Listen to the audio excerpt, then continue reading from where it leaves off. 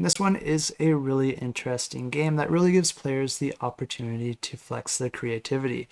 The way this game works is that players are going to be each choosing their own characters, each with their own special abilities, and then players are going to be choosing an adventure location. There's a whole bunch of different locations that you can choose from, but you're essentially going to be combining portions of that deck with portions of all the other decks available in the game to create a randomized adventure that's going to be specific to that location, complete with different bosses and secrets, and all the elements you need in order to tell a story. Once you've created that deck, players are going to be taking turns drawing a card from that deck, and that card's going to provide some sort of information to that player. It might provide a little bit of dialogue or narrative, but it could also provide different options or skill tests for the players to try and complete. But there's always going to be some portion that it's going to leave up to the players in order to tell the story. This is really nice because it allows the players to create a story that's specific to them, but each of the cards also provides enough context and details to get your ideas rolling.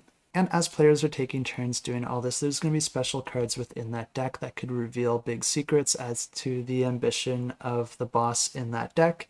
And of course, when you get to that boss, players will also be working together to try and defeat it. Players might also find different tokens and items that can help them as they make their way through the deck. And even if it's not your turn, you can use those to help the player whose turn it is. But no matter if you succeed or fail in these different objectives, or even in defeating those final bosses, no matter what, there will always be a story created. So every time you play this game, you're always coming out with a really fun story, and you can always jump back into that location for another adventure with a new randomized deck, which will give you a brand new experience. This new expanded and deluxe version of the game is going to be adding a few new locations, some new characters, as well as new treasure cards and new boss cards.